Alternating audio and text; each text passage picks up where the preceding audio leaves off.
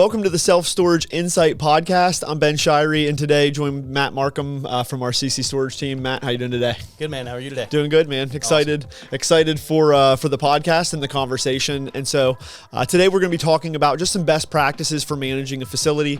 We have a lot of newer operators that are listening to the podcast and are sending in different questions and stuff. And again, with our experience in working with hundreds and thousands of facilities at this point of who talking to operators, seeing how they run their facilities, seeing the data that's in our software and seeing what's working and what's not working. Yeah. We're just going to go over a couple of best practices for optimizing your facility and managing it the best way possible, just on a couple of questions that we see come in a lot. So we'll just kind of jump right in. We're going to talk about, in the podcast today, we're going to talk about the differences between security deposits and admin fees, which is a big one. We'll talk about late fees and how you should be structuring your late fees to maximize the revenue at your facility.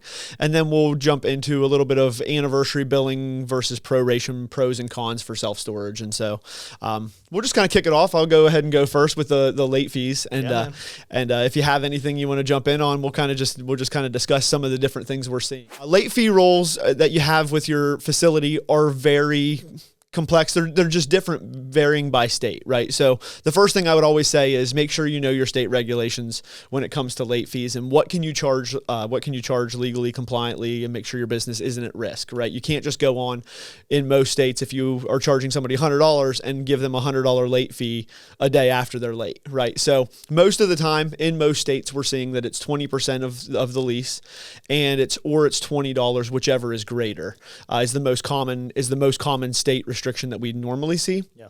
However, there are some ways to generate more revenue than that, even in states where that restriction is in place, right? And so structuring your late fees. And what I mean by that is typically what we're going to do with a facility, or what we're going to recommend, and when we're working with you, we'll make sure this is compliant. But what we're going to do is, 10 to 15 days after a lease goes past due, we're going to hit them with that $20 or the 20%, again, in most states. Yeah. And so that, for one, you should always have that. You should always incentivize paying your rent on time. And so you definitely want to have late fees. We've seen things all over the place, though. And so just to give a little bit of context behind this, we've worked with facilities where they do $5 a day after the invoice goes past due, and we've seen $1 a day. Yep. And so some of the pros behind that is they say, well, it incentivizes paying as quickly as possible. If you have one late fee 15 days, 10 days, 5 days into the month, and that late fee hits, there's no incentive for the rest of the month for that customer to pay. And so some people try to set it up that way. It is a pain. Yeah. Right. It's also that you're going to be notifying your customer every single day that there was another dollar added or another. It just feels like really, really not generating much revenue for the work that goes into it, or the way they set up the software to facilitate it. Right. Yeah. You're generating tons of late fee rolls. Typically what's happening then, you're going in and you're having to void a lot of things if somebody couldn't have paid and they give you their sob story and you feel bad for them. So we don't ever recommend doing it that way. However, people do it that way. That is an option. Typically we're going to see, that 20% or $20, 10 to 15 days after an invoice goes past due. But what you also can do, again, in almost every state, is you can do an overlock fee, and you can charge for the service of putting a lock on their facility and then removing the lock when they make their payment. So the overlock fee is not considered a late fee. It is a service fee that you are providing a service to them, locking their unit, but it is compliant and it's legal. And so as long as it doesn't fall on the same day as the late fee, it does need to be distinct and it needs to be on a different date. So for example, most facilities now we're setting up $20 at 10 days. And at 15 days, we're going to create a lockout fee. The system's going to automatically lock out their unit in the software. It's going to generate a notification to you to go lock that unit out. And then you can generate another $20 or $25 a month off of that tenant, another 5 days after their late fee has hit. And so we're seeing that, and a lot of people are implementing that, and it generates additional revenue from these customers that are paying late. If you don't like your customers to pay late, it incentivizes them to leave possibly so you can find a better tenant. But in most cases, those customers are paying you the most amount of money, and it actually is worth your time to keep them around. And it's their fault. Right.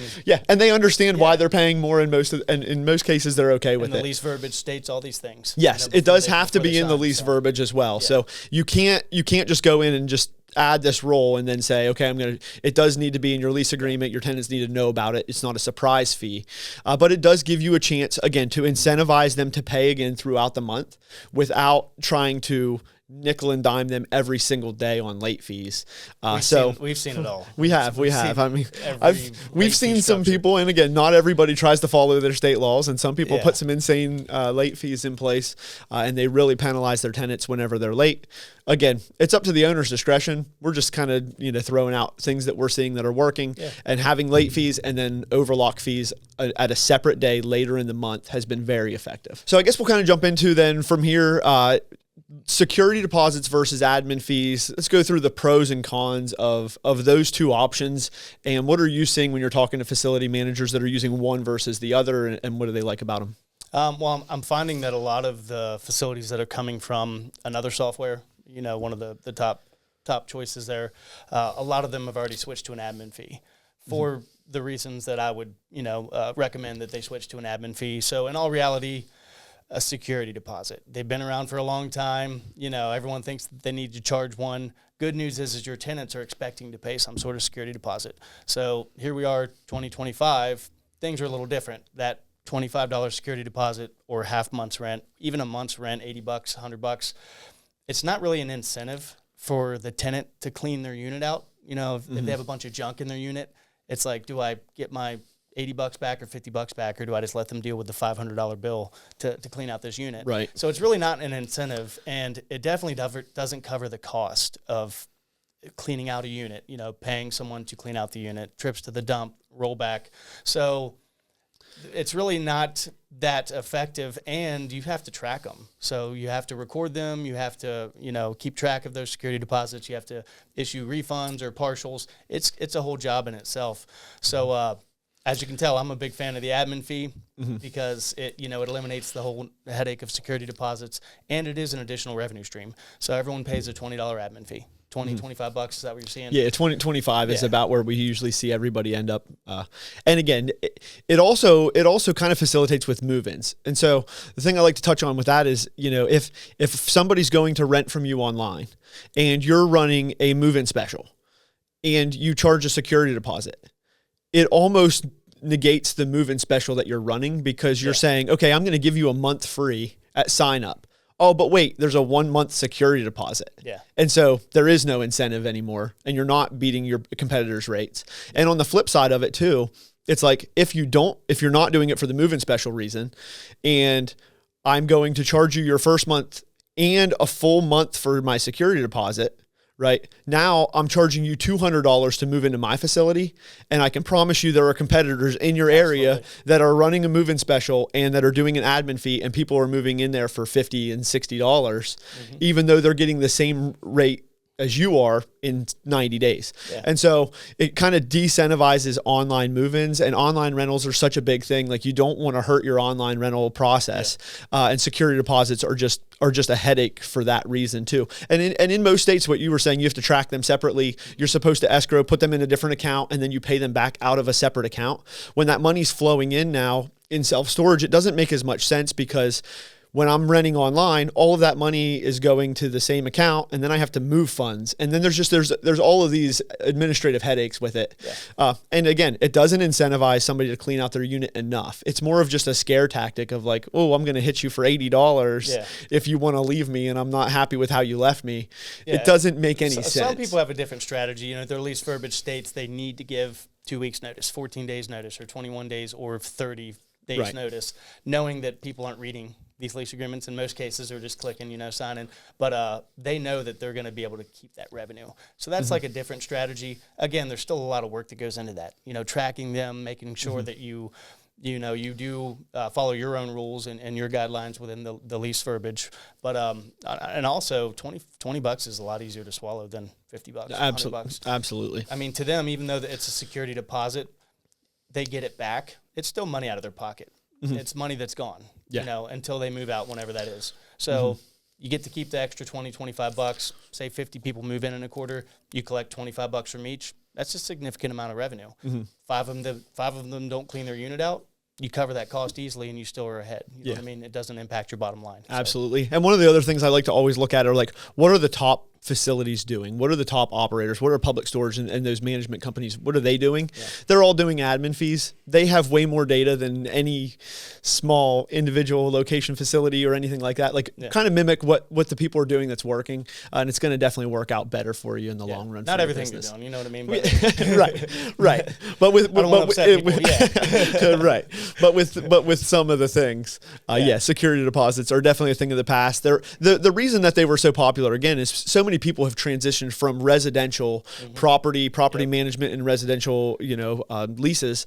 And so then it was just like, oh, we have a 1 month security deposit with a property when you're going to live in it. Let's just do the same thing with storage, but it's not the same industry. It is a completely different asset, and it should be managed a little bit differently. And so that's mainly the one where when I'm talking to somebody and they want to do security deposits and they're really not sure, they're coming from, they have a couple of houses that they're renting or smaller property management operations. We've had people that have issued refunds for security deposits during the transition just to, eliminate dealing with security deposits, and they switch to a move-in fee / admin fee, whatever they want to call it. But we've actually had a decent amount of companies that have done that. Yeah.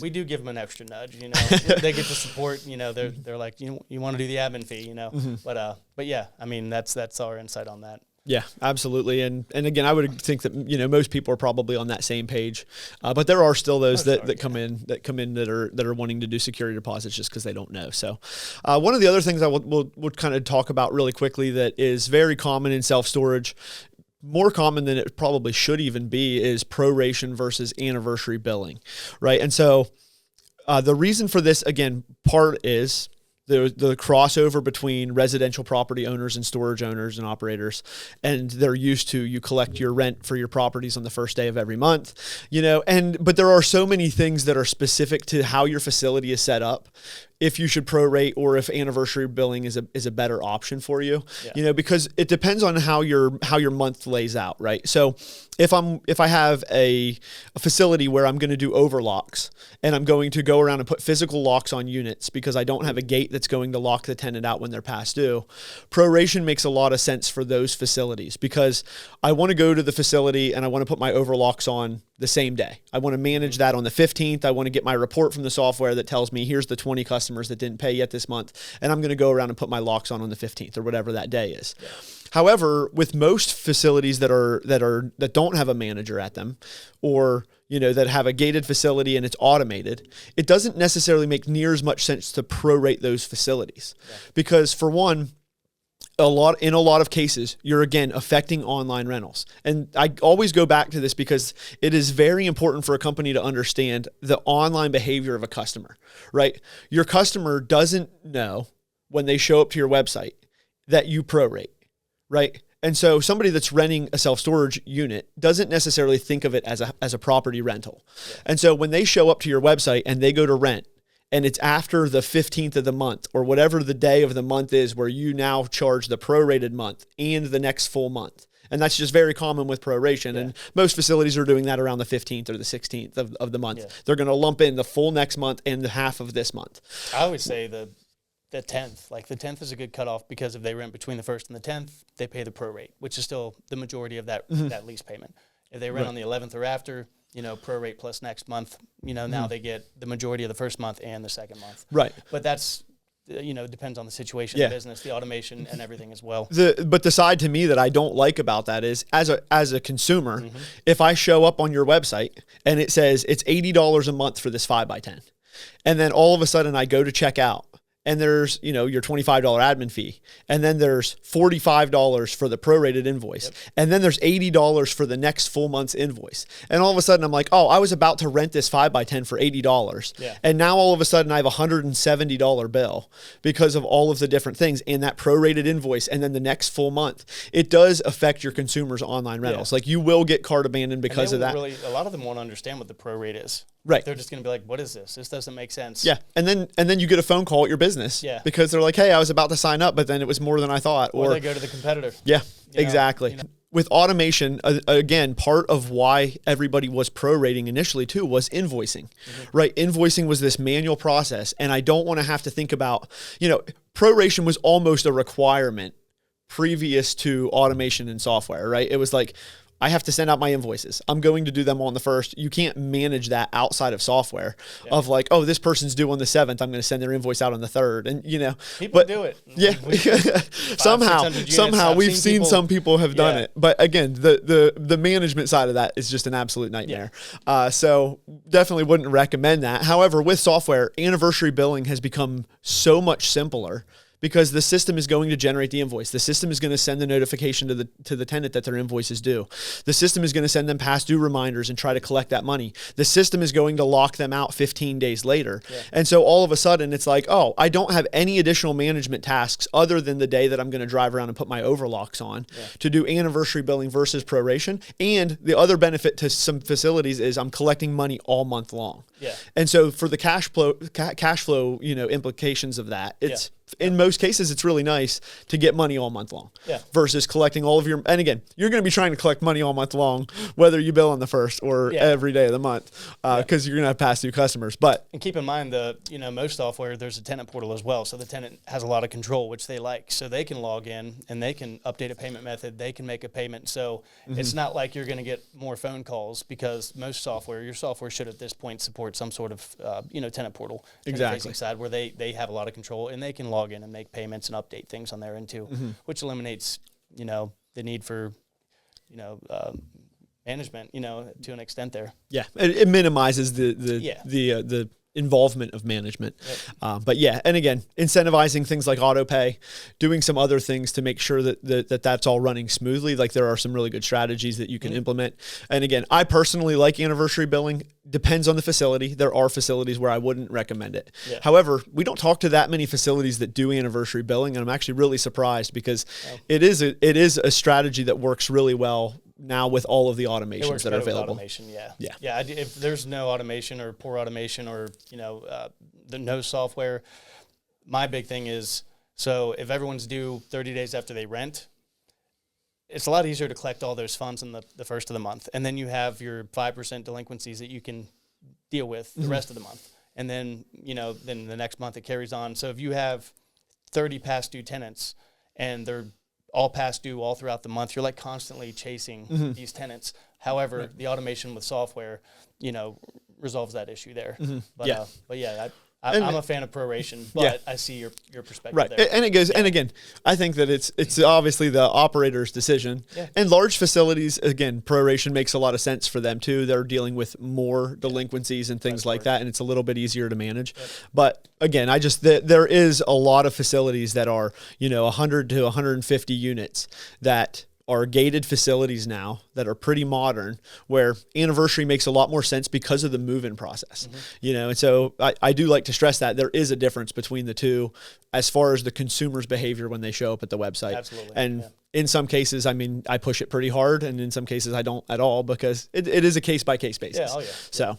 But just some good things to know about. Some people would never even give it a thought, the anniversary billing, until we talk to them and explain how the differences are and stuff. So, awesome. Yeah. And then any other insights on anything like that? Any other frequently asked questions that you hear that you want to throw into the conversation?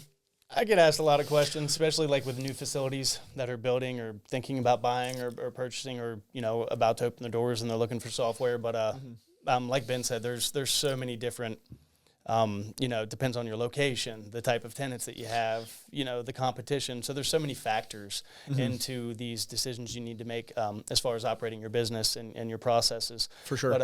But yeah, nothing. I mean, we've covered pretty much everything that I discuss as far as the fees. And we'll jump into some other stuff in the next conversation. Then, one of the other things we'll talk about is, gate integrations versus seamless one-stop shop product services where everything's tied together a little closer. We'll get into that and some other stuff. We're going to get into that. We'll have some more conversations on that later though. But thank you so much for taking a little bit of time out of the day and jumping on the podcast with me. And man, thanks for looking forward to the next one. Yep, for sure. Thank you guys so much for listening and tuning into the podcast. We hope you enjoyed this episode. If this episode was brought to you by CC Storage. CC Storage is a property management software that can be utilized by your business at no cost to you. Pass the fees for credit card processing onto your tenants, increase your business's revenue, no software fees, no contracts, no per unit costs, no surprises. So hope you check out CC Storage as the sponsor of our podcast, and we hope you tune in to the next episode. Thank you.